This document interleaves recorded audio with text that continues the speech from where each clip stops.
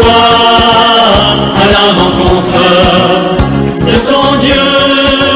Seras-tu prêt quand il viendra? Seras-tu prêt? Prépare-toi. À votre émission, prépare-toi à la rencontre de ton Dieu. Ce programme de l'équipe de la rédaction du magazine Maranatha qui vous conduit directement au sous de la vérité biblique. Pas un pas sans Jésus. La joie de l'Éternel. Shalom. Shalom. Mes chers frères et sœurs, c'est toujours un privilège, une grâce pour moi de vous inviter à la table du grand roi pour vous régaler de la précieuse, de la délicieuse et savoureuse nourriture de notre âme.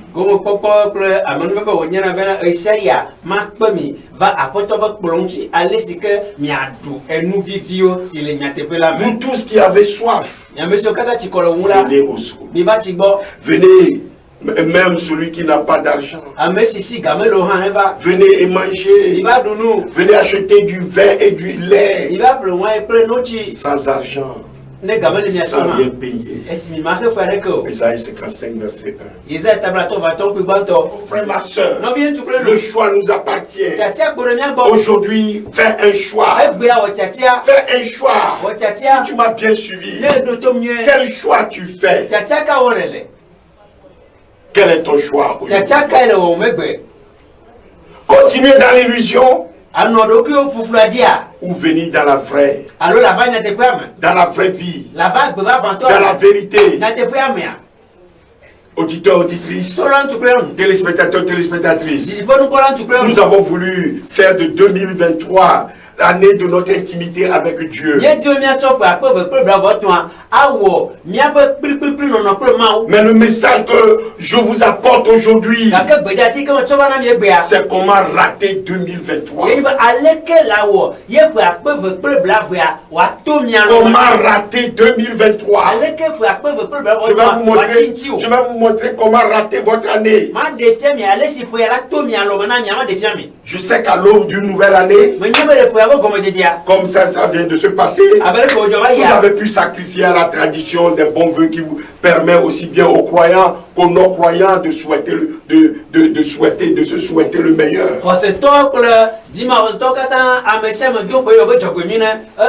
On peut dire une manière de bénir en quelque sorte. Mais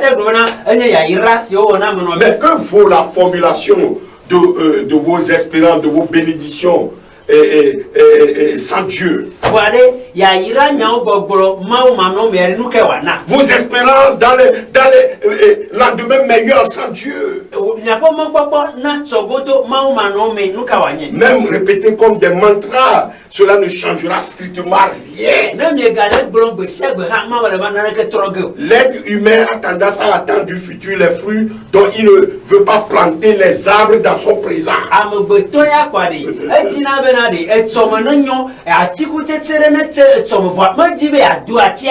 Oui. Mais aussi pour nous qui croyons, le simple sacrifice à la tradition sera sans valeur ajoutée s'il est impersonnel, s'il est non sincère, superficiel et factuel.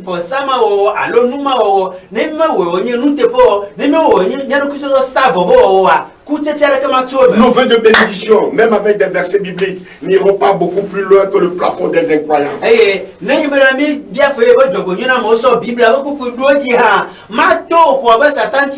C'est ce qu'il faut d'abord savoir.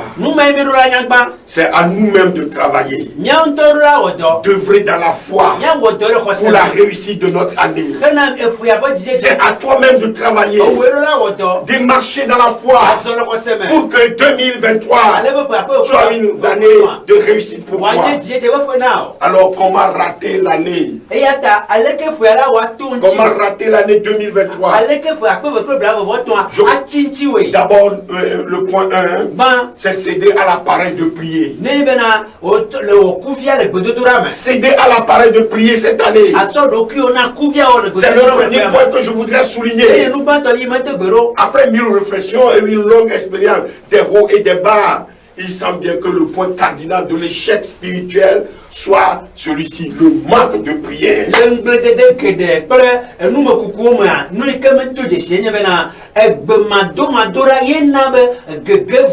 C'est la première clé pour bien réussir à échouer.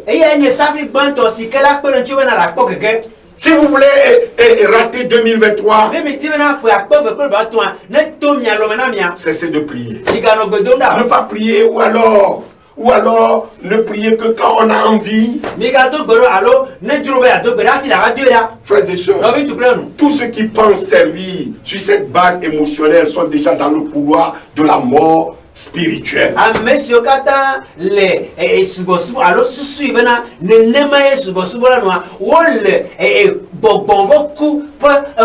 S'ils ne changent pas leur manière de vivre, ils finiront par s'éteindre comme une bougie. Exerce-toi à la prière. Nous dit la parole de Dieu dans 1 Timothée 4 verset 7. Car beaucoup de chrétiens glissent dans l'apparence de la piété en reniant donc ce qui en fait la force.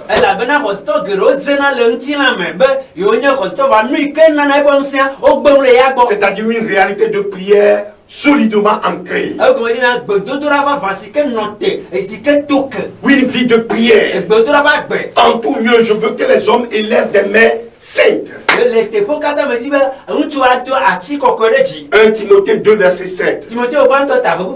Priez sans cesse. 1 Thessaloniciens 5 verset 17. Frères et sœurs, se contenter de penser à Dieu. Se dit qu'on priera. Oui, mais plus tard. Et finalement ne pas prier. C'est le signe que nous nous appuyons sur nous-mêmes.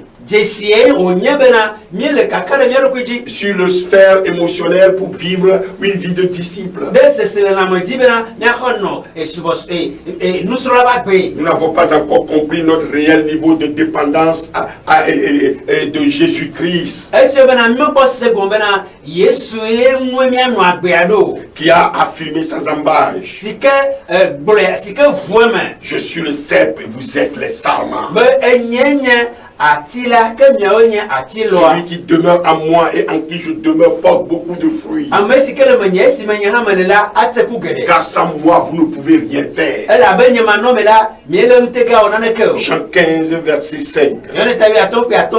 Ceci qui est bien plus élevé que nous le pensons. Priez en tout temps. Luc 21, verset 36. Veillez donc et priez en tout temps, afin que vous ayez la force d'échapper à toutes ces choses qui arriveront, et de paraître debout devant le Fils de l'homme. Et Éphésiens 6, verset 18. Faites en tout temps par l'Esprit toutes sortes de prières et de supplications. Veillez à cela avec une entière persévérance et priez pour tous les saints. Frères et sœurs, soyez conscients de votre statut spirituel de sacrificateur.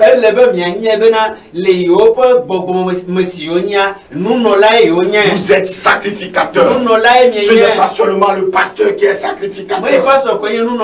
Vous tous chrétiens, vous êtes sacrificateurs. Selon 1 Pierre 2 verset 5. Et les choses changeront. Et les choses changeront. C'est vous qui avez été choisis pour vous tenir devant Dieu et pour apporter les parfums. C'est ce que nous voyons dans 2 Chroniques 29 verset 11. Alors ne pas prier, c'est une forme de suicide spirituel à moyen terme. Oh, nous devons chercher le réveil. Nous devons chercher le réveil. On doit chercher le réveil. Le sien, celui de sa famille, de l'église et de tout son pays.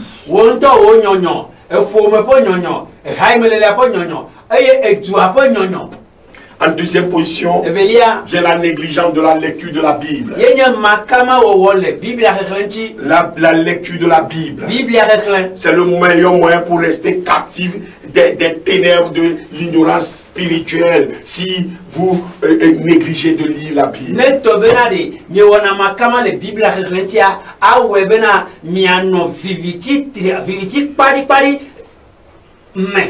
Mon peuple périt faute de connaissances vivantes. Périr, ça veut dire mourir.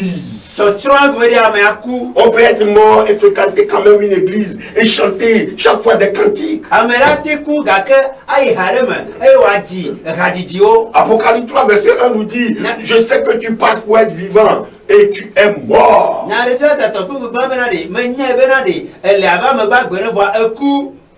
On entend souvent dire, il faut lire la Bible, blablabla, et on pense que c'est juste un des attributs d'une bonne vie religieuse. Mais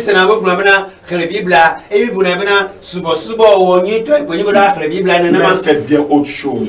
Ne pas entretenir avec la Bible une relation suivie est une forme ou une autre forme de suicide spirituel.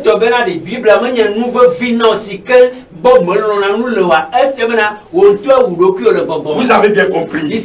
La Bible contient la connaissance de la volonté de Dieu.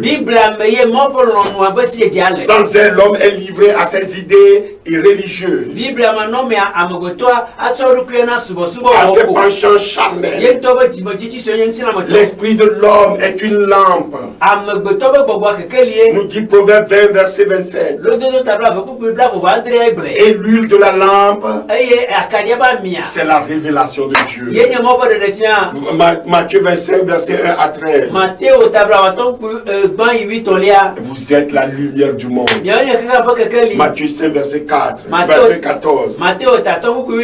Et si votre lampe est allumée, Luc 12, verset 35, sans cette lumière, sans cette lumière, même ton cœur sera enténébreux. Matthieu 6, verset 23. Soyez remplis de l'esprit, nous dit Éphésiens 5, verset 18. Et en troisième lieu, je dirais refuser la nourriture solide en mettant en pratique la parole de Dieu. Je parle de la nourriture solide. Ma nourriture, ma viande, disait Jésus, c'est faire la volonté de Dieu. Jean 4, verset 32. Alors, quelle est cette nourriture solide? C'est une connaissance vivante, une expérimentation personnelle, une mise en pratique de la volonté de Dieu pour nous. Pas seulement une compréhension intellectuelle ou une acquisition de savoir, mais la mise en pratique. La foi sans les œuvres est une foi morte. La foi sans la mise en œuvre des principes de la foi, c'est une foi morte.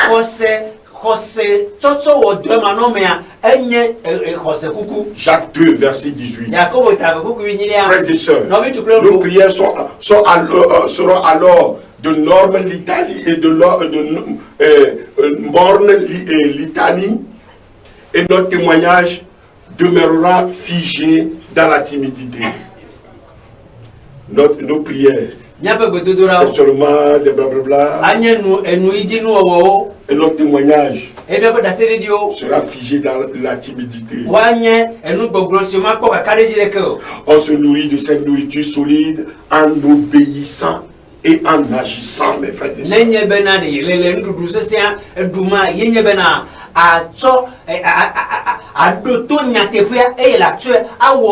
Alors l'inaction, l'attentisme, c'est le meilleur moyen de rester faible et de demeurer dans la stérilité religieuse.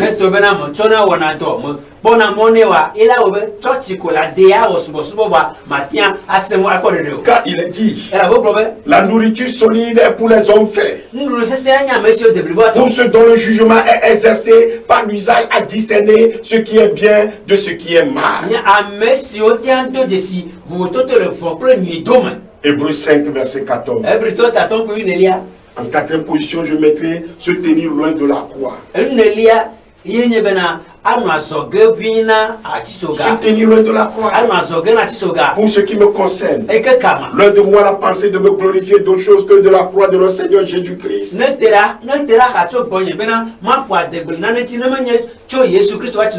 Par qui le monde est crucifié pour moi, comme je le suis pour le monde. Et Paul dans Galates 6, verset 14. Frères et sœurs, sachez-le, retenez bien. La croix nous sépare du monde et de l'esprit du monde. Sans la croix, le monde déborde dans le camp des saints. Sans la croix, le monde vient dans l'église, à commencer par notre propre tante aussi. Et le catalogue des plaisirs religieux s'élargit chaque année. Les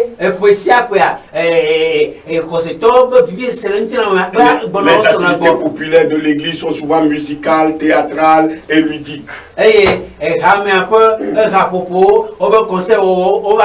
L'église devient maintenant une amicale, un club social. Ce qui correspond aux besoins sociaux du moment. Parce qu'on veut que les gens soient bien dans l'église. Mais tout ça, mes frères et sœurs, est assez éloigné du dessein originel de faire des disciples de Jésus.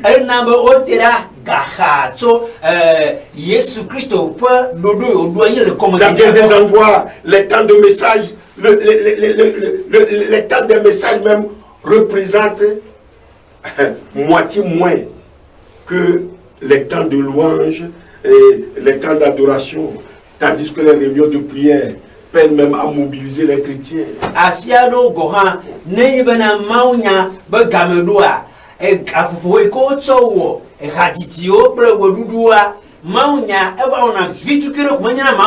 Quand on dit étude biblique,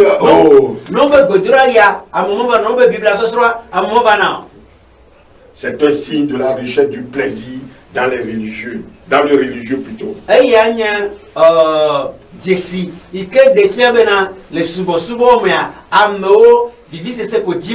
2 Timothée 3, verset 4 nous en parle. Oui, bien sûr, Jésus a bien chanté. Il a effectivement chanté. Il s'est réjoui dans les fêtes.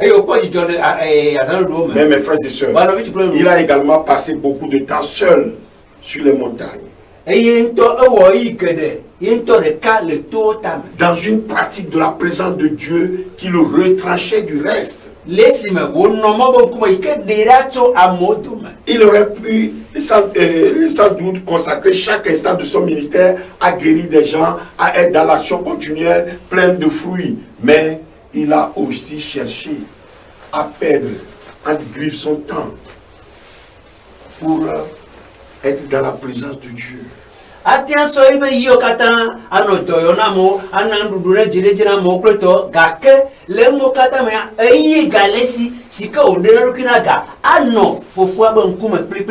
Si nous voulons trouver l'endroit où nous pouvons revivre, il nous faut trouver l'endroit où nous allons mourir.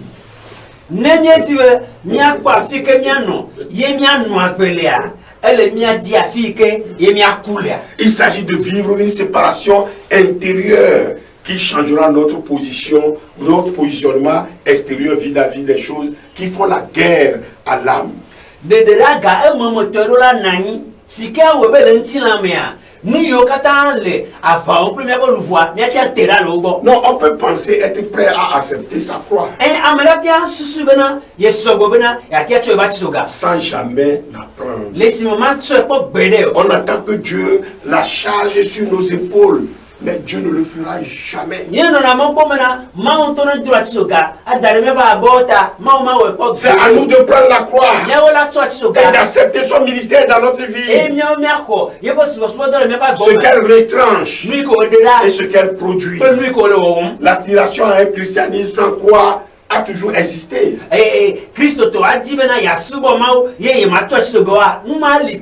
Mais cet état de fait se développe aujourd'hui à la fin des temps, comme l'atteste un nombre de prophéties.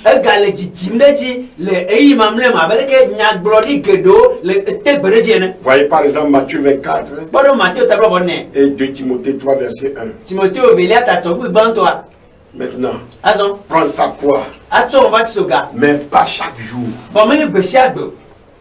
Jésus a dit, si quelqu'un veut venir après moi, qu'il renonce à lui-même, qu'il se charge chaque jour de sa croix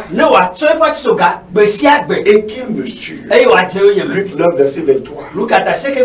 La croix quotidienne a été pour Jésus le moyen de traiter la partie terrestre de sa vie pour donner la première place à Dieu son Père.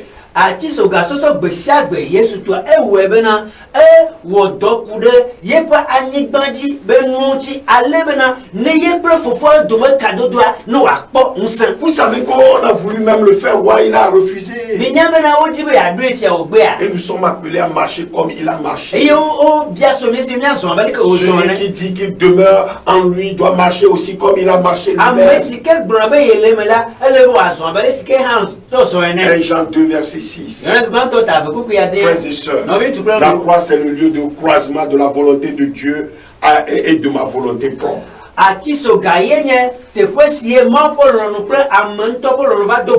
Oui. Prendre sa croix, c'est entrer dans une soumission librement consentie à la volonté de Dieu sur ma vie.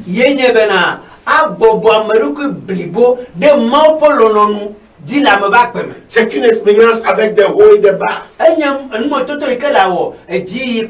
des échecs et des victoires. Jusqu'à ce qu'il ne reste plus que la victoire pour Dieu. Et ce serait un bon témoignage à la gloire. Frères et sœurs, la croix quotidienne, c'est le seul moyen de ne pas porter la marque du monde.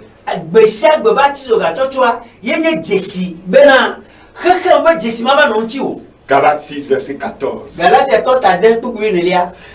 C'est la clé qui permettra à la vie véritable de s'exprimer en nous sans discontinuité.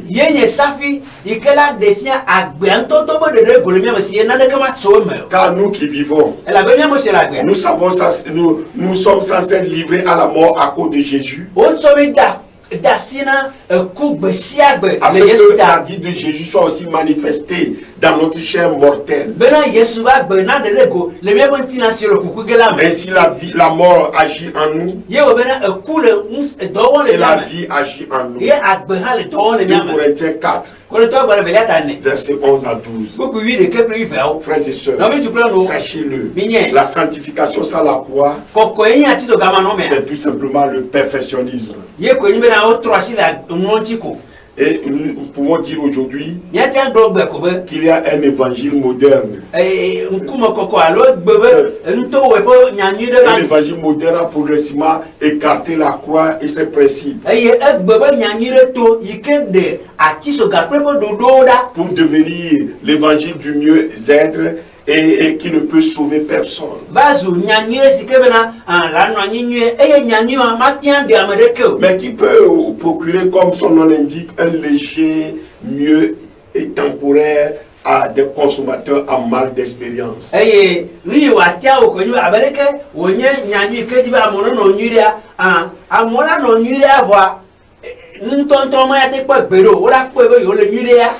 L'évangile ancien, celui que Jésus et les premiers disciples ont prêché,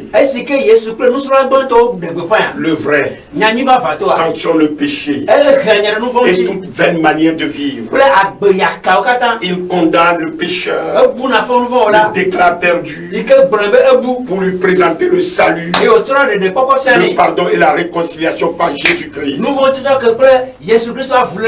Car on ne peut sauver que ce qui est perdu. Partout où cet évangile est prêché, il y a la conversion. Mais quand cet évangile est prêché sans la perdition, mais seulement pour l'amélioration d'une vie meilleure, oh, Jésus-Christ ne sert en ce moment à rien. Il n'a d'aucune utilité. Il n'avait pas besoin d'être crucifié alors. Le point 6, c'est de ne pas s'attacher au corps de Christ. Ça existe encore aujourd'hui. Proverbe 18, verset 1 dit que celui qui se tient à l'écart ne cherche souvent inconsciemment que ce qui lui plaît.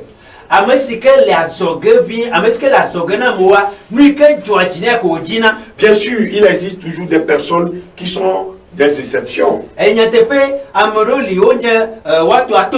Mais globalement, nous pouvons dire que c'est une erreur de ne pas être attaché au corps. De ne pas être attaché à l'église. Quand nous sommes membres les uns les autres des autres. Romains 12, verset 5. Et 1 Corinthiens 12, verset 25. Et le lien qui unit les membres du corps. Je parle du corps de Christ. C'est la vie de Christ. Ce n'est pas la religion. C'est la vie de Christ. Celui qui a la vie aimera ses frères. Il aimera ses sœurs. 1 Jean 4, verset 12 jusqu'au verset 20. Si quelqu'un dit j'aime Dieu et qu'il haïsse son frère, c'est un menteur. Car celui qui n'aime pas son frère qu'il voit, comment peut-il aimer Dieu qu'il ne voit pas? Si nous nous aimons les uns les autres, Dieu demeure en nous et son amour est parfait en nous. Oui, c'est pas amour que nous avons, l'amour que nous avons les uns pour les autres, que nous sommes reconnus, non pas seulement par les miracles. Non,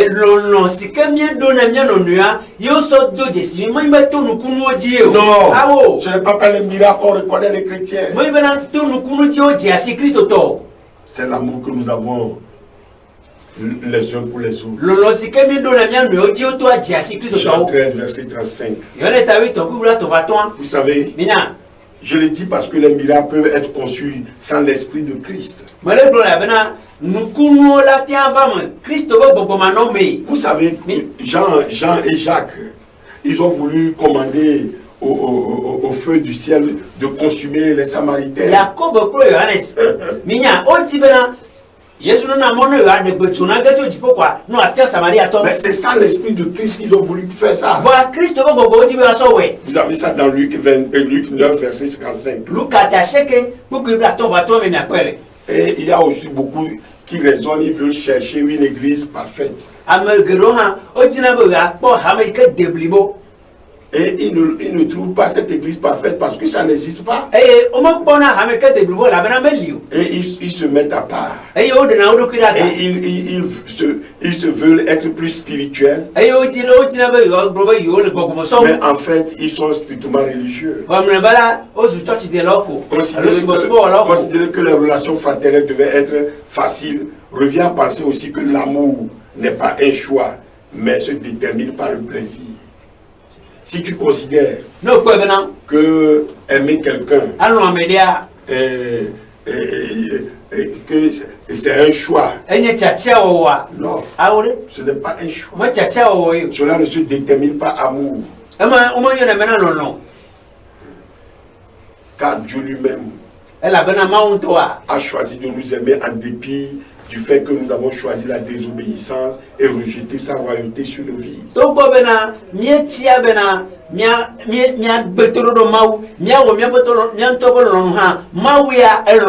Alors, la notion de l'amour qui est fondée sur le plaisir, c'est un signe d'immaturité profonde.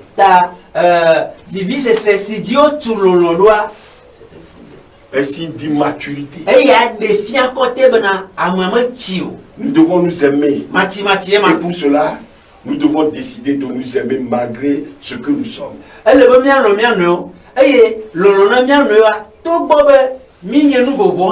C'est-à-dire congénitalement imparfait et inévitablement décevant. Mais si nous aimons seulement ce qui est aimable, que faisons-nous de mieux que le monde? Vous savez que Jésus a posé cette question dans Luc 6, verset 32. En réalité, ce serait là un amour naturel, une forme d'humanisme aux valeurs supérieures. En septième position, sous-estimer l'adversaire, le diable.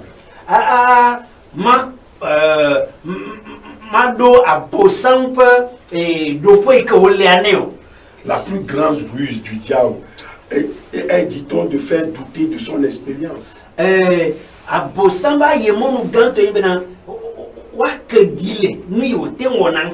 Non, on va douter même de son expérience. Il y a certains mecs qui disent le diable n'existe pas, c'est ça.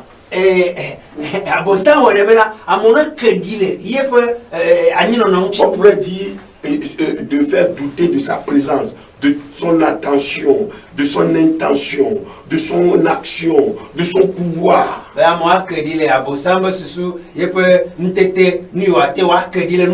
encore tout simplement de masquer son action. Écoutez bien, la Bible dit que notre adversaire, le diable, comme un lion, rôde autour de nous.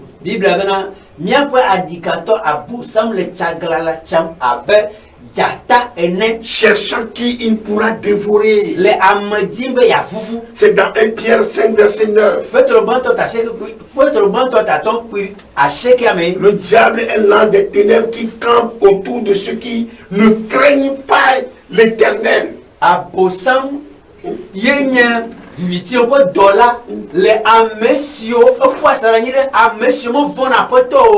J'ai fait ici une parodie de ce que nous dit le psaume 37, verset 34, verset 7. Ouais, si l'âge de l'Éternel campe autour de ceux qui craignent Dieu, qu'est-ce qui serait à côté de ceux qui ne craignent pas Dieu? Mais quand même, je vais vous dire, nous ne devons pas voir le diable partout. Et lui attribuer tous les méfaits. Mais nous ne devons pas aussi le voir nulle part non plus. Car nous n'ignorons pas ses desseins. Ses desseins, 2 Corinthiens 2, verset 11. C'est de nuire aux enfants de Dieu, afin de les gêner dans leur marche avec Dieu, de détruire leur énergie spirituelle, d'obstruer les puits, d'empêcher leur obéissance, parce qu'ils sont en mouvement à l'appel de Christ, pour pouvoir reprendre ce qui a été volé et usurpé. Et selon 1 Jean 12, nous avons désormais le droit. Jean 1, verset 12. Nous avons désormais le droit. Si nous ne craignons pas pour notre confort, notre sécurité ou notre existence, nous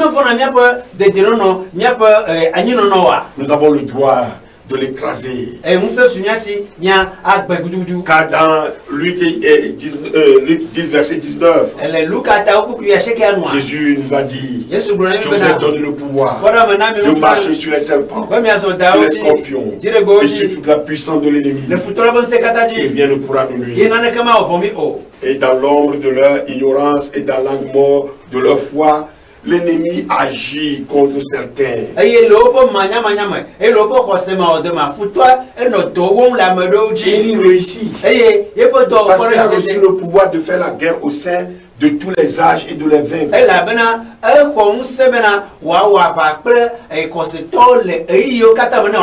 Apocalypse 13, verset 7. Il va les vaincre seulement si ces chrétiens ne lui résistent pas d'une foi ferme. 1 Pierre 5, verset 9. Le Le sous-estimer, c'est comme fermer les yeux tandis que le diable agit.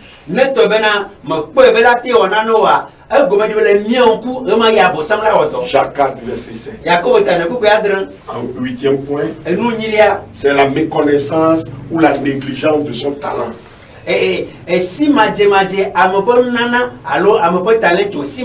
Enterrer son talent, c'est choisir délibérément de ne pas servir Dieu alors qu'on pourrait le faire.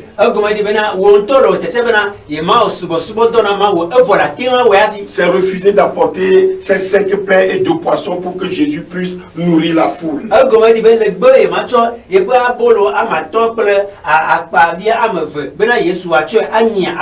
que nous pensons que les ressources sont ridicules face aux besoins. Et c'est ce qui est un signe que nous comptons sur nous-mêmes pour nourrir et pas sur Dieu.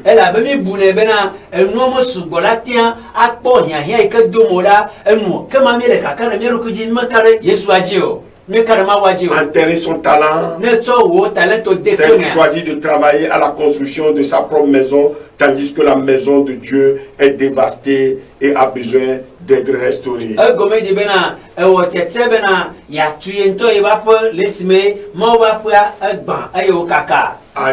Agir 1, verset 4. Enterrer son talent, c'est ne pas faire ce qu'il faut pour que notre foi se développe. La foi vient de ce qu'on entend. Et ce qu'on entend vient de la parole de Dieu. Romains 10, verset 7. Verset 17. Romains 10, verset 17. Alors enterrer son talent, c'est laisser s'éteindre la flamme de l'esprit. 1 Thessaloniciens 5, verset 19. C'est pourquoi je t'exhorte à ranimer le don de Dieu que tu as reçu par l'imposition de mes mains.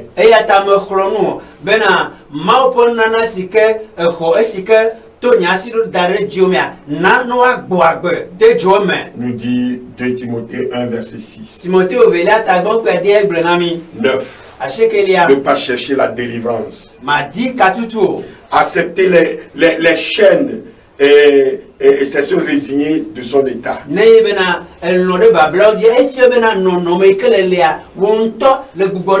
C'est entretenir sa mentalité d'esclave. S'accommoder des liens, de la privation de la liberté.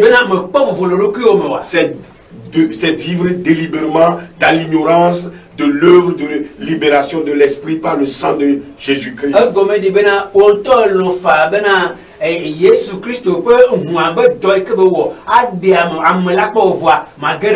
Tolérer le péché et justifier les attitudes et les habitudes qui en découlent consiste à s'installer dans un déni. C'est-à-dire une forme de mensonge. Or, c'est pour la liberté que Christ nous a appelés. Galates 5, verset 1.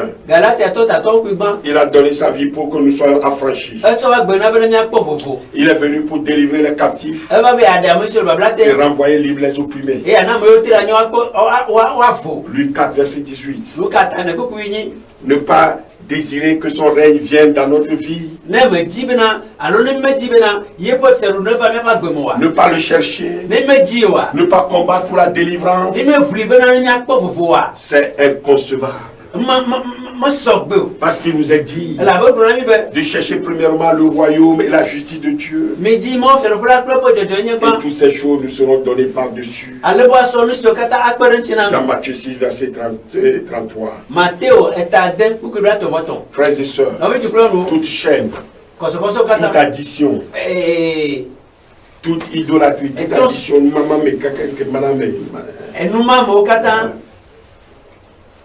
selon Ésaïe 30, verset 22, devait être combattu et vaincu par le sang de Jésus. Apocalypse 12, verset 11, ils l'ont vaincu à cause du sang de l'agneau et à cause de la parole de leur témoignage. Et ils n'ont pas aimé leur vie jusqu'à craindre la mort. Le sacrifice de Jésus a rendu possible notre victoire, à condition que nous acceptons l'engagement du combat et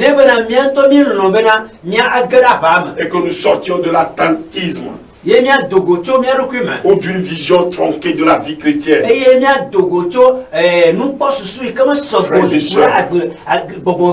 Dieu nous a déjà fait vainqueurs. Et il attend des vainqueurs. Et pour être vainqueur, il faut accepter l'affrontement.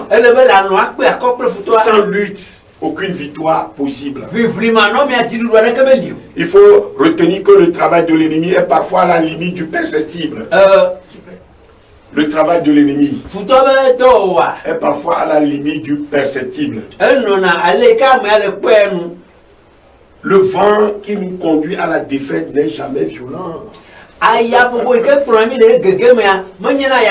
Alors sachons que chaque journée en 2023 qui se termine sans nous approcher de Dieu et sans nous tenir par la foi dans sa présence, c'est une journée volée, une journée perdue.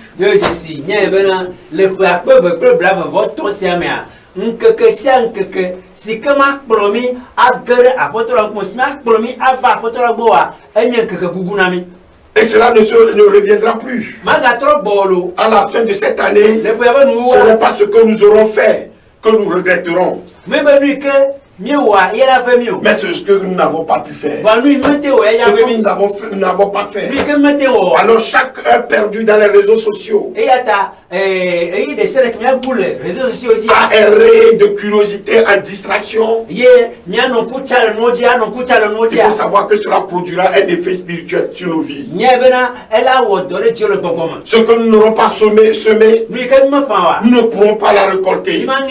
Il y a un mauvais piège dans l'immersion plus ou moins prolongée ou plus ou moins régulière dans l'esprit du monde, mes frères et sœurs. Et si nous savons ce qu'il faudrait faire et que nous ne parvenons pas à le faire, c'est le signe clair de la présence d'un lien qui nous appartient de rompre. Cela, personne ne le fera pour nous. Tous les liens avec la mort, le vide et le néant doivent être brisés, doivent être rompus, afin de nous libérer nous-mêmes pour la vie en abondance. Oh mes frères et sœurs, auditeurs, auditrices, vous voyez, j'ai voulu vous indiquer comment rater l'année 2023.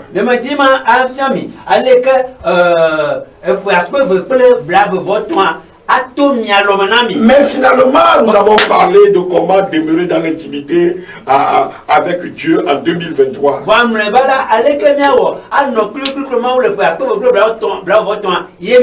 Pour avoir la paix, la santé, la réussite, la prospérité, la joie et le bonheur.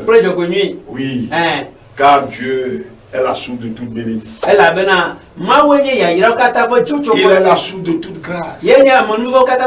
C'est pourquoi quiconque entend ces paroles que je dis et ne les met pas en pratique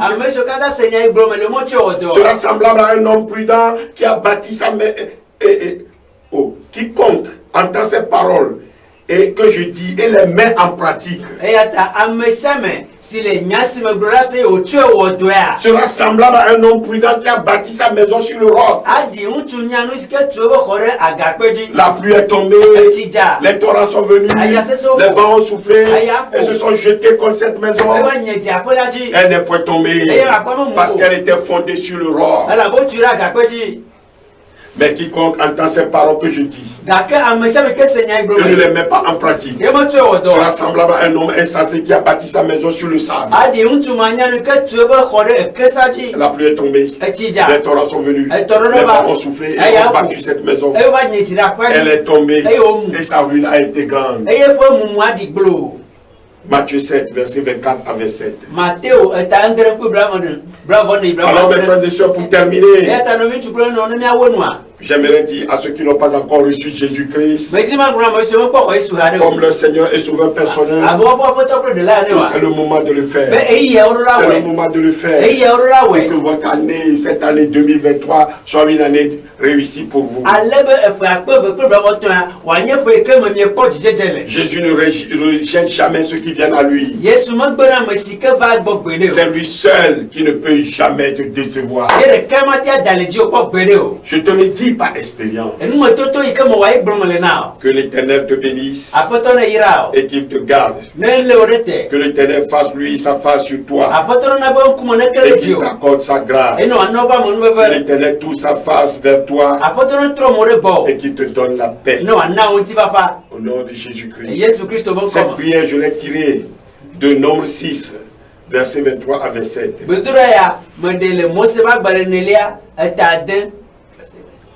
23 à 27. À vous tous maintenant de donner l'importance à ce message déjà pas des actes simples.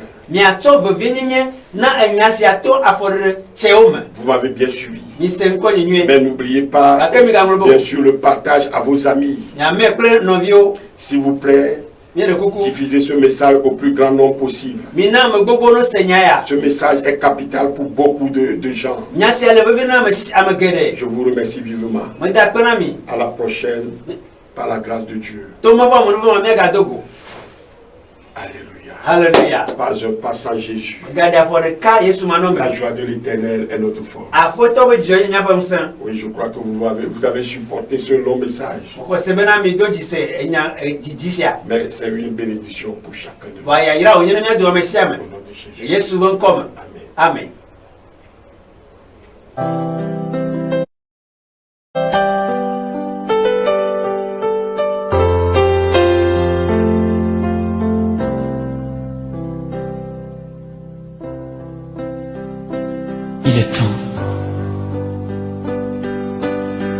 Il est temps de répondre à l'appel de ton Dieu. Il est temps de sortir de l'ombre. Il est temps d'ouvrir les yeux.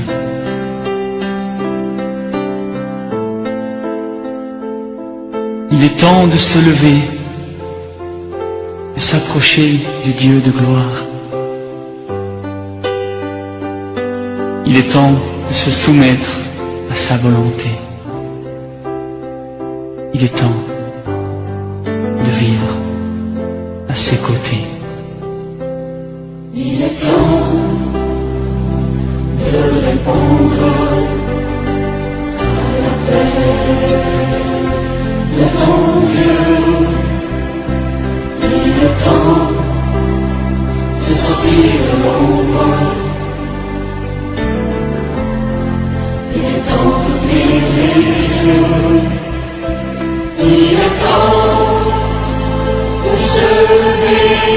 Il est temps de se lever, de s'approcher du Dieu de gloire, de se soumettre à sa volonté. Il est temps de vivre à ses côtés. Ta conscience te condamne et Satan te réclame, mais Jésus te tend la main, oui, pour te relever, pour te pardonner, pour effacer ton péché. N'attends plus, lève-toi, il est temps de répondre à l'appel de ton Dieu. Il est temps de sortir de l'ombre. Il est temps d'ouvrir les yeux. Oh, il est temps de se lever,